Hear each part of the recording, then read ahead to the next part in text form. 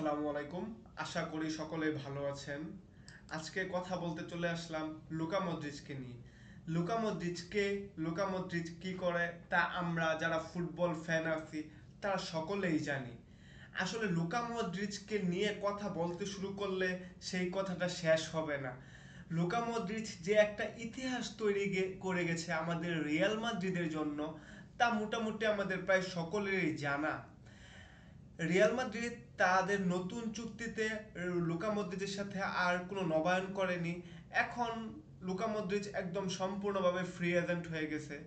সে নতুন কোন ক্লাবের সাথে চুক্তিবদ্ধ হবে তা এখন আমাদের কাছে অস্পষ্ট। লুকা মদ্রিচ ছিলেন আমাদের রিয়াল মাদ্রিদের হয়ে রাজপুত্র। ফুটবলের ইতিহাসে মাঝমাঠে জাদুকরের নাম বলতে গেলে যাদের নাম সবার আগে আসবে, যাদের নাম আমাদের চোখে ভাসবে, সেই রকম একজন প্লেয়ার ছিলেন রিয়াল মাদ্রিদের ইতিহাসে লুকা মদ্রিচ জন্মগ্রহণ করেছিলেন 1985 সালের 9 সেপ্টেম্বর ক্রোয়েশিয়ার জাদর শহরে। যুদ্ধবিধ্বস্ত একটি গ্রামের শিশু কিভাবে বেড়ে ওঠে ফুটবল নিয়ে তা আমাদের প্রায় সকলেরই জানা। মদ্রিচের পেশাদার ক্যারিয়ার শুরু হয়েছিল ডাইনামো জাগরের হয়ে।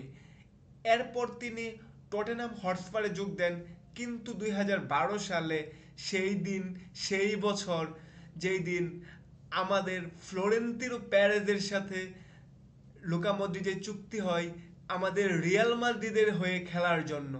রিয়াল মাদ্রিদ ঘোষণা করে লুকা মদ্রিচকে দলে বেড়ানোর।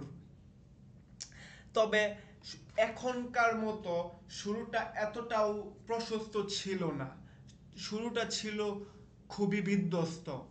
প্রথম মৌসুমেই তাকে শুনতে হয় লা লিগার ইতিহাসের সবচেয়ে বাজে চুক্তিদার প্লেয়ার হিসেবে।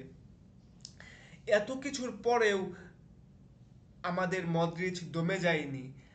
তার জানা ছিল উত্তরটা তার খেলার মাধ্যমেই দিতে হবে।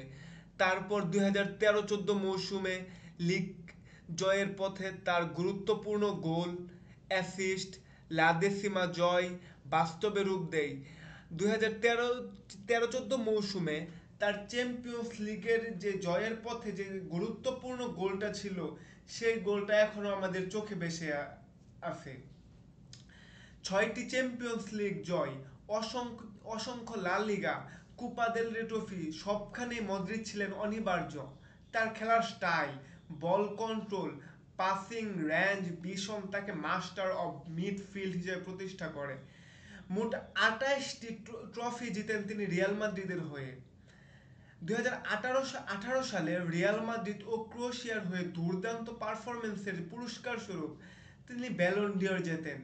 10 বছরের মধ্যে প্রথম খেলোয়াড় হিসেবে মেসি রোনালদোর আধিপত্য ভেঙে এই সম্মান অর্জন করেন আমাদের লুকা। যে সম্মানটা ব্রাজিলের নেইমার কিংবা তখনকার আরও মানসম্মত প্লেয়ার কেউ অর্জন করতে পারেনি। রিয়াল মাদ্রিদ তার সময়ে কেবল সংখ্যায় সীমাবদ্ধ ছিল না, এটি একটি অনুপ্রেরণার গল্প ছিল। পরিশ্রম, ধৈর্য ও আত্মবিশ্বাসের এক জীবন্ত উদাহরণ ছিলেন আমাদের মদ্রিচ। আজ তিনি আমাদের কাছ থেকে বিদায় নিয়ে চলে যাচ্ছেন, কিন্তু আমরা বলবো মদ্রিচ, আমরা আপনাকে ভুলবো না। আপনি যেখানেই থাকেন, আমরা মাদ্রিদ ফ্যান, আমরা ফুটবল ফ্যান হয়ে আপনাকে সমস্ত সময় আমরা ভালোবেসে যাব। আমাদের ভালোবাসায় থাকবেন আপনি মদ্রিচ। আপনি ভালো থাকবেন। আপনি যেখানেই থাকেন আপনি ভালো থাকবেন, আপনি ভালো খেলবেন। আপনার ফ্যামিলির জন্য আমাদের ভালোবাসা রইল। ধন্যবাদ।